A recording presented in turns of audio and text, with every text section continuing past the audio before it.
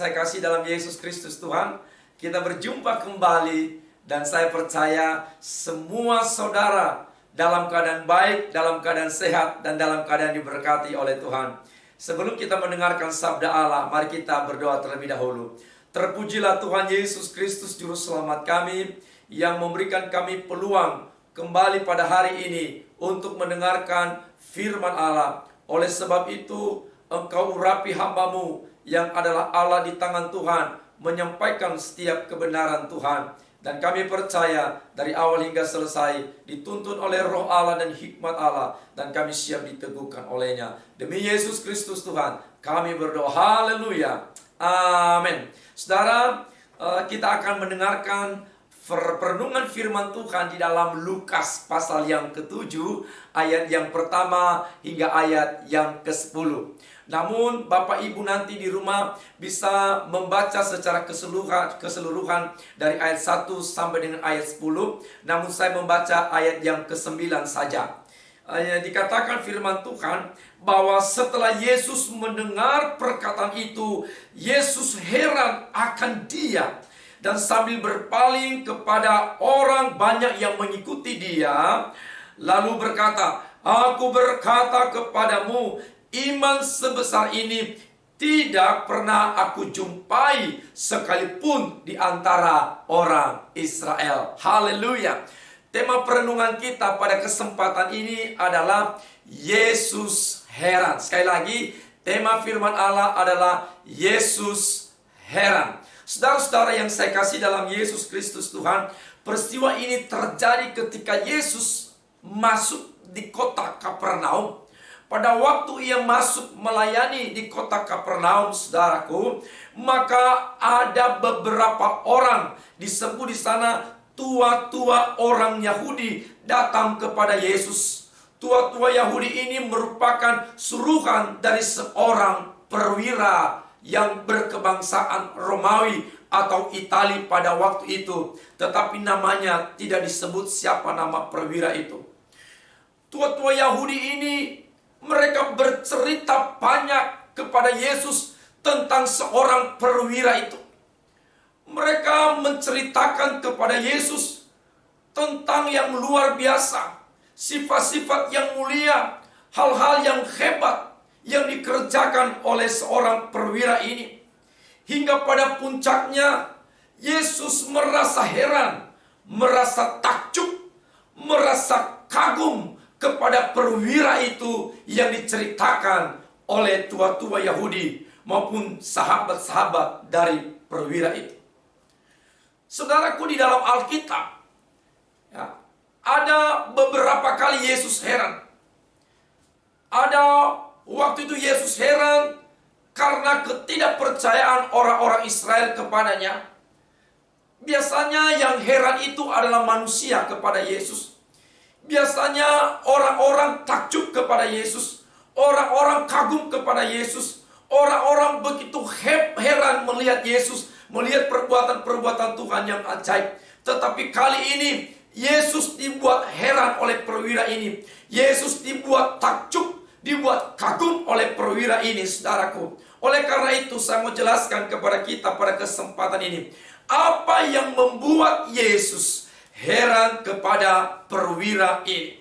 Ada 3 hal, saudara. Yang pertama adalah imannya yang disertai dengan perbuatan.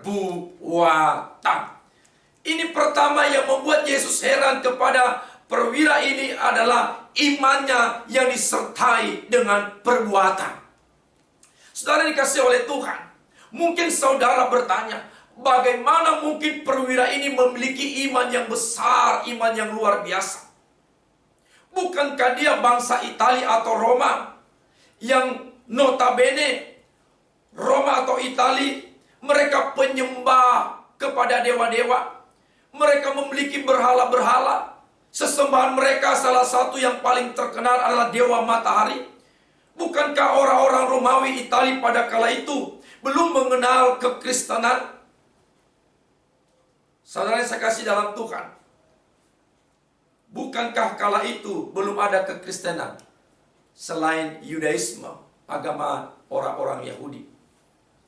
Tetapi yang mengatakan perwira ini beriman, saudaraku, bukan dirinya sendiri, bukan orang-orang Yahudi, bukan sahabat-sahabatnya, bukan orang lain yang berkata bahwa perwira ini beriman, melainkan Yesus Kristus sendiri. Tadi di ayat 9 berkata bahwa Yesus heran kepada perwira ini. Kenapa? Karena imannya yang besar. Sehingga Yesus memuji dia, berkata bahwa aku tidak menjumpai iman sebesar ini sekalipun di antara bangsa Israel. Berarti yang mengatakan perwira ini beriman adalah Yesus sendiri. Saudaraku yang dikasihi oleh Tuhan, ceritanya seperti ini, saudaraku. Perwira ini mempunyai seorang hamba yang sedang sakit keras, sakit parah. Bahkan dikatakan Alkitab hampir mati. Artinya tidak ada kesempatan bagi hamba perwira ini untuk hidup kembali. Mungkin saja perwira ini pernah membawa hambanya ini ke tabib, berobat kemana-mana, mencari obat apa saja demi menyembuhkan hambanya yang ia kasih ini. Tetapi penyakit hambanya tidak semakin baik, tetapi malah semakin buruk, semakin parah. Bahkan ia hampir mati, tidak ada harapan untuk hidup. Saudara dikasih oleh Tuhan. Tetapi saudaraku, perwira ini dia memiliki iman. Iman yang dia miliki bukan iman yang spontan. Dikatakan ia sudah mendengar tentang Yesus. Ayat yang ketiga berkata, ketika perwira itu mendengar tentang Yesus, ia menyuruh beberapa orang-orang tua Yahudi kepada Yesus untuk meminta supaya dia datang untuk menyembuhkan hambanya. Artinya, iman perwira ini tidak datang secara spontan, melainkan imannya lahir ketika ia mendengar tentang Yesus. Artinya sebelum-sebelumnya perwira ini pernah mendengar tentang Yesus Kristus. Dan dari pendengarannya akan Yesus itulah lahir imannya yang sejati. Ini sesuai dengan rumus Alkitab yang berkata di dalam Roma pasal 10 ayat 17, jadi iman timbul dari pendengaran dan pendengaran oleh firman Kristus. Jadi perwira ini imannya lahir, imannya timbul, imannya bertumbuh melalui pendengarannya akan Yesus Kristus, akan firman Allah, akan keajaiban, kedahsyatan Yesus Kristus Tuhan. Banyak orang Kristen sudah berpuluh-puluh tahun menjadi orang Kristen. Bahkan sejak di dalam kandungan sudah menjadi orang Kristen. Tetapi imannya tidak bertumbuh-tumbuh, saudaraku. Imannya tidak berkembang, saudaraku. Ketika menghadapi situasi yang sulit, dia goyang, dia goncang, dia ambruk. Tetapi berbeda dengan perwira ini. Imannya begitu kuat. Imannya begitu bertumbuh dengan pesat. Sehingga imannya itulah yang membuat dia melangkah. Dia memiliki tindakan ketika hambanya sakit. Maka iman yang ada pada dirinya mulai ia gunakan, mulai bertindak. Bertolak dari imannya tersebut. Maka perwira ini bertindak. Tindakan imannya apa? Ia mencari Yesus dengan menyuruh tua-tua orang Yahudi dan sahabat-sahabatnya mencari Yesus, datang kepada Yesus, mengundang Yesus supaya Yesus datang ke rumahnya untuk menyembuhkan hambanya. Ini tindakan iman. Dia mencari Yesus. Dia datang kepada Yesus melalui orang-orang Yahudi supaya ketika Yesus datang, maka hambanya itu beroleh kesembuhan. Saudara yang dikasihi oleh Tuhan, ketika perwira itu mendengar tentang Yesus, maka ia menyuruh beberapa orang tua Yahudi kepadanya untuk meminta supaya ia datang ke rumahnya dan menyembuhkan hambanya. Lalu saudaraku, tanpa memandang ras, Yesus pun datang sesuai dengan permohonannya untuk menolong hamba perwira itu. Tetapi ketika Yesus sedang di perjalanan menuju rumah perwira itu, saudaraku, tiba-tiba ada lagi yang datang. Suruhan yang kedua, yaitu sahabat-sahabat dari perwira ini untuk menjumpai Yesus dan berkata kepada Yesus, Yesus, perwira itu berkata, Tuhan kami berkata, tidak usah bersusah-susah datang ke rumah kami. Kenapa? Katakan saja sepatah kata, maka hambaku itu pasti sembuh. Begitulah kata perwira. Jadi perwira berkata, Yesus tidak perlu lagi bersusah-susah datang ke rumahku. Tinggal bilang sepatah kata saja, maka hambaku itu pasti sembuh. Kenapa? Atas dasar apa perwira itu berkata? Ia berkata begini, sebab aku juga seorang perwira, dan aku punya bawahan. Jika aku berkata kepada bawahanku pergi, maka ia akan pergi. Datang, maka ia akan datang. Kerjakan ini, maka ia pasti mengerjakannya. Di ayat yang ke-8. Saudara dikasih oleh Tuhan, apa yang terjadi? Perwira ini percaya bahwa Yesus adalah yang Maha Kuasa, yang memiliki otoritas atas segala sesuatu, termasuk atas segala penyakit yang dialami oleh hambanya. Perwira ini adalah seorang militer, dan dia tahu persis bagaimana dalam pekerjaannya sebagai militer menggunakan sistem komando. Di mana di dalam sistem kemiliteran, bahwa yang punya otoritas dalam militer harus pasti ditaati oleh bawahannya. Ya kan? Kalau seorang komandan memberi perintah kepada bawahannya, cukup dengan satu kata. Apabila komandannya berkata, maju, maka prajurit pasti maju. Apabila komandannya berkata, tembak, maka prajurit pasti menembak.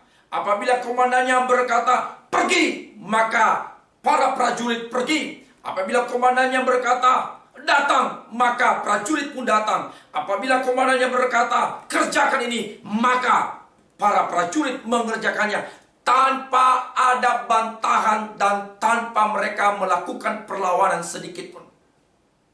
Ternyata saudara, dalam iman perwira ini melihat di dalam Yesus ada otoritas yang tertinggi, melebihi dari otoritas seorang jenderal, yakni otoritas kuasa Allah yang maha tinggi. Sehingga apapun dapat tunduk dan taat kepada perintah Tuhan. Itulah sebabnya perwira ini berkata, Yesus katakan saja sepatah kata, maka hambaku itu pasti sembuh. Karena aku juga seorang perwira dan punya bawahan. Dan apapun yang saya katakan kepada bawahanku, itu pasti mereka lakukan. Karena perwira ini yakin penuh bahwa hambanya yang sedang sakit keras itu, yang hampir mati itu, pasti melalui kuasa Yesus, kuasa perkataan Yesus, kuasa perintah Yesus, hambanya itu pasti bisa sembuh, hambanya itu pasti bisa ditolong, dan hambanya itu pasti bisa diselamatkan. Inilah keyakinan dari perwira ini. Mungkin hambanya itu tidak ada harapan sembuh, tidak ada obat, tidak ada tabib yang bisa menyembuhkannya. Tetapi perwira itu percaya bahwa Yesus sanggup menyembuhkan, sanggup memulihkan, sanggup menyelamatkan, dan sanggup menolong hambanya. Iman yang luar biasa ini yang membuat Yesus takjub, membuat Yesus heran, membuat Yesus kagum, sehingga ia pun dipuji oleh Yesus dengan berkata, iman sebesar ini tidak pernah aku jumpai sekalipun di antara orang Israel. Saudaraku yang dikasihi oleh Tuhan, apakah engkau punya iman yang mengagumkan di hadapan Tuhan? Apakah engkau punya iman yang membuat Yesus takjub? Adakah imanmu bertumbuh? Adakah imanmu kuat di tengah-tengah kesulitan hidup? Saya mau katakan, teruslah beriman. Buat Yesus takjub dalam hidup saudara. Buat Yesus kagum terhadap iman saudara. Maka kau akan melihat hal-hal yang ajaib, tanda-tanda heran yang Yesus Kristus lakukan kepada saudara. Yang kedua, yang membuat Yesus takjub, heran, kagum kepada perwira ini adalah kasihnya yang disertai perbuatan. Ayat yang kedua berkata begini, di situ ada seorang perwira yang mempunyai seorang hamba yang sangat dihargainya. Hamba itu sedang sakit keras dan hampir mati. Sangat menarik saudara, bahwa perwira ini merupakan representasi dalam mengekspresikan iman yang sejati. Iman sejati pasti menghasilkan kasih sejati. Walaupun tidak secara eksplisit atau terang-terangan, namun secara implisit dapat terlihat bahwa Yesus pun kagum akan kasih seorang perwira ini. Kenapa? Karena Yesus sendiri adalah kasih. Perwira ini memiliki kasih yang sangat tinggi kualitasnya, baik secara vertikal maupun secara horizontal, yang dinyatakan di dalam perbuatan yang nyata. Kita akan melihat secara horizontal bahwa perwira ini memiliki kasih kepada sesama. Pertama-tama, perwira ini mengasihi hambanya yang sedang sakit. Dengar saudara, yang sakit itu hambanya, bukan keluarganya, ya, bukan sahabatnya, bukan temannya. Tidak ada hubungan darah dengan dia. Yang sakit itu budaknya, pembantunya, saudaraku. Orang lain yang tidak ada hubungan darah dengan dia. Yang sakit itu adalah seorang budak. Dalam hukum perbudakan, budak tidak mempunyai arti apa-apa. Bisa diperlakukan seperti yang diinginkan oleh majikannya. Budak tidak memiliki hak untuk menuntut jika mereka diperlakukan tidak manusiawi oleh tuannya. Kenapa? Karena mereka telah dibeli dan sepenuhnya majikannya lah yang berkuasa atas budaknya. Perwira ini bisa saja, saudaraku, tidak mengobati hambanya atau membiarkan dia mati, bisa saja. Namun perwira ini berbeda. Karena dia memiliki kasih yang luar biasa. Justru yang sebaliknya yang ia lakukan. Ia mengasihi hambanya dengan begitu luar biasa, begitu istimewa. Perwira ini mampu mempraktikkan kasih ilahi kepada sesama, khususnya kepada hambanya, dengan mengupayakan kesembuhan bagi hambanya tersebut. Bukankah itu kasih yang luar biasa? Tanpa memandang status, tanpa memandang golongan, tanpa memandang derajat. Ia, seorang perwira, mampu menerapkan kasih yang sejati. Dalam 1 Yohanes pasal 3:18 berkata, mengasihi bukan dengan perkataan, tetapi dengan perbuatan dan dalam kebenaran. Saya yakin bahwa perwira ini sudah pergi ke berbagai tabib atau dokter yang sekarang, atau sudah mencari obat-obat tradisional atau obat-obat apa saja supaya hambanya ini sembuh, sebagai wujud bahwa ia mengasihi hambanya, sekalipun dia seorang pembantu atau budak. Dengar saudaraku, tetapi di dalam upaya itu hambanya tidak semakin baik, tetapi malah semakin buruk keadaannya, sampai nanti akhirnya hamba itu disembuhkan oleh Yesus. Ini kasih yang luar biasa. Dia sanggup memberikan kasih kepada orang bawahannya yang statusnya sangat rendah di bawah dia. Ingat, mengasihi itu tanpa memandang status. Mengasihi itu tanpa memandang siapa yang kita kasihi. Itulah kasih yang sejati. Berikanlah kepada siapa saja. Tidak hanya itu, perwira ini pun menunjukkan kasihnya kepada bangsa Yahudi. Di ayat yang kelima berkata, sebab ia mengasihi bangsa kita, dan dialah yang menanggung pembangunan rumah ibadah kita, ibadah kami. Walaupun orang-orang Yahudi merupakan bangsa jajahan dari bangsa Romawi, dari orang-orang Romawi, namun sebagai perwira Romawi tidak berlaku sebagai seorang penjajah atas orang-orang Yahudi.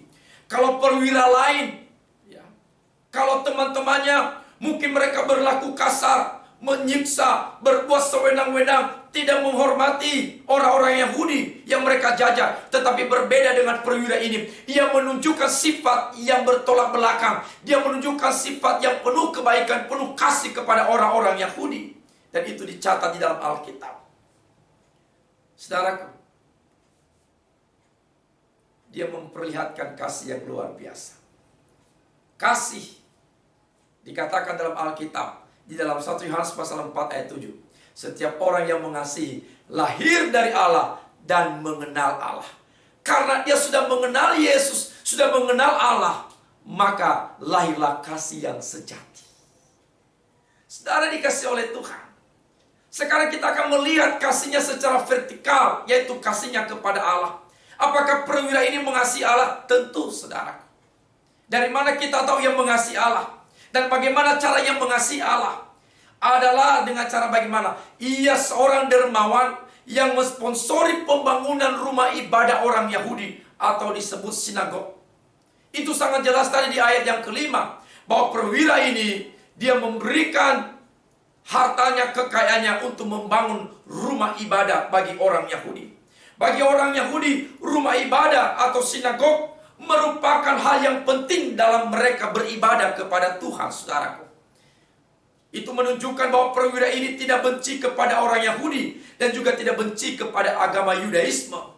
Justru membantu orang-orang Yahudi lebih bersemangat mencari Tuhan, lebih antusias mendekatkan diri kepada Tuhan, lebih bersukacita bergairah untuk mencari Tuhan Allah, untuk memuliakan Tuhan dengan cara ia menyediakan fasilitas, yaitu membangun rumah ibadah bagi orang-orang Yahudi.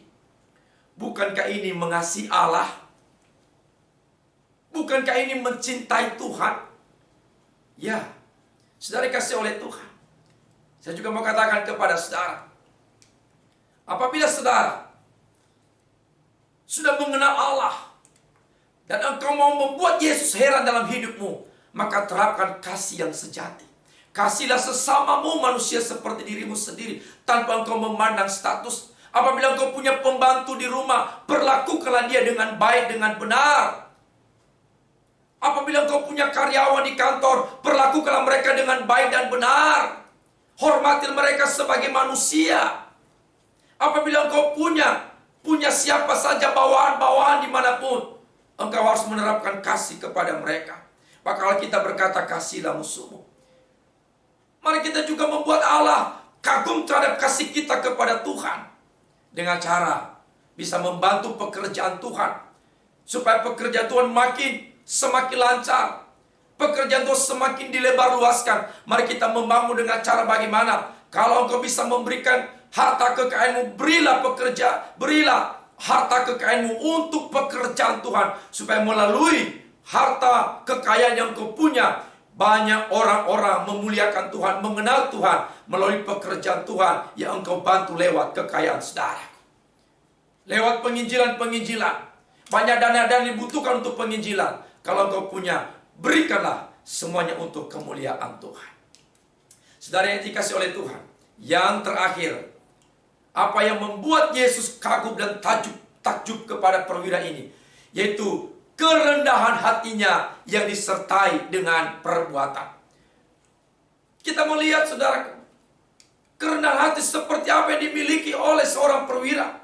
Yang pertama, bahwa ia menghargai orang lain, dia menghormati orang lain, termasuk hambanya yang sedang sakit. Dikatakan ayat 2 tadi, bahwa seorang perwira ini memiliki hamba yang sangat dihormatinya. Lagi-lagi, saudaraku, kerendahan hati daripada seorang perwira ini diperlihatkan dengan cara menghormati orang lain, sekalipun orang lain itu memiliki status ekonomi, status pendidikan, status sosial yang berbeda dengan dia, yang berada di bawah dia. Bahkan orang-orang yang marginal, orang-orang yang hina, orang-orang yang terpinggirkan sekalipun, dia bisa menghormati. Itu membuktikan kerendahan hati. Dia tidak merendahkan orang lain. Dia tidak menghina orang lain walaupun berbeda dengan dia. Dia tidak mengolok-olok orang lain. Dia tidak membesar-besarkan diri terhadap orang lain. Bahkan dia tidak menggunakan kekuasaannya, dia tidak menggunakan jabatannya, posisinya yang begitu tinggi untuk merendahkan, menghina, menginjak orang lain. Tidak, saudara. Dibuktikan, walaupun dia punya budak di rumah, dia punya hamba di rumah, ia menghormatinya. Saudara dikasih oleh Tuhan, ini contoh kerendahan hati yang luar biasa. Kemudian, saudaraku, dia menghormati Yesus. Dia memanggil Yesus Tuhan. Dia memanggil Yesus Tuhan, sekalipun dia punya pangkat yang tinggi seorang perwira. Dan Yesus orang Yahudi. Dia menghormati Yesus. Sekalipun dia seorang perwira, dia tidak mencari penghormatan bagi dirinya. Dia tidak menganggap diri lebih hebat, lebih luar biasa, lebih layak dihormati daripada orang lain. Tidak. Kerendahan hatinya membuktikan bahwa yang layak dihormati. Ia lebih dulu memberi hormat, penghargaan kepada orang lain sebelum orang lain menghargai, menghormati dirinya. Luar biasa. Dia tidak mencari orang lain, mencari penghormatan kepada orang lain, dari orang lain, tidak. Tetapi justru ia terlebih dahulu memberikan penghormatan kepada Yesus. Saudara dikasihi oleh Tuhan. Bahkan kerendahan hatinya dibuktikan dengan dia berkata, aku tidak layak berjumpa dengan Yesus. Aku tidak layak melihat Yesus. Aku tidak layak datang kepada Yesus. Aku tidak layak berjumpa dengan Yesus. Dia berkata, aku terlalu hina, aku terlalu kotor untuk berjumpa dengan Yesus yang suci, yang agung, yang mulia itu. Saudara, luar biasa. Ini kerendahan hati yang begitu dahsyat yang dimiliki oleh seorang perwira. Dia berkata, aku tidak layak. Dia seperti pemungut cukai yang berdoa di bait Allah, yang memukul dadanya, dan dia berkata bahwa aku tidak layak di hadapan Tuhan. Aku orang berdosa. Perwira inilah merupakan contoh ketika dia datang. Ia menyuruh orang-orang lain datang kepada Yesus, karena ia sendiri berkata, aku tidak layak. Kerendahan hati yang begitu luar biasa. Alkitab berkata, Tuhan membenci orang yang congkak, tetapi mengasihi orang yang rendah hati. Kerendahan hati dari seorang perwira inilah, dia mendapat kekaguman daripada Yesus. Dia mendapat pujian daripada Yesus. Saya mau katakan kepada saudara, mari kita merendahkan hati kita di bawah kaki Tuhan. Sehingga kita membutuhkan Tuhan. Kita memerlukan Tuhan. Orang-orang rendah hati mencari Tuhan. Dia tidak mengandalkan kekuatannya, tidak mengandalkan pangkatnya, tidak mengandalkan kehebatannya, tidak mengandalkan kekuatannya, tidak mengandalkan kekayaannya, tidak mengandalkan kepintarannya, tidak mengandalkan apa yang ada padanya. Seperti yang dilakukan oleh perwira ini. Dia merendahkan diri di bawah kaki Tuhan. Dia butuh Tuhan, dia perlu Tuhan, dia mencari Tuhan, dia datang kepada Tuhan dengan penuh kerendahan hati. Dan apa yang terjadi? Tuhan melakukan mujizat dalam hidupnya. Hambanya disembuhkan secara ajaib. Ia menerima jawaban doanya, menerima pertolongannya, menerima kedahsyatan, keajaiban dari Yesus Kristus. Saya juga mau katakan kepada saudara, melalui kesempatan ini, buat Yesus heran dalam hidup saudara. Biarlah Yesus heran melihat imanmu yang disertai dengan perbuatan. Dalam keadaan, dalam kesulitan, dalam kondisi apapun, tetap percaya bahwa Yesus punya otoritas yang tertinggi, sanggup mengatasi segala masalah, segala persoalan yang saudara alami. Lalu memiliki kasih yang sejati, kasih kepada sesama, dan juga kasih kepada Allah. Dan yang ketiga, miliki kerendahan hati di hadapan Tuhan, sehingga selalu kau berkata, Tuhan, aku butuh Tuhan, aku perlu Tuhan, aku tidak bisa tanpa Tuhan. Hendaklah kebenaran firman Tuhan ini saudara memberkati dan meneguhkan saudara. Dan doa saya, saudara bisa membuat Yesus kagum melihat hidup saudara. Dalam nama Yesus, saudara berkati Tuhan. Shalom.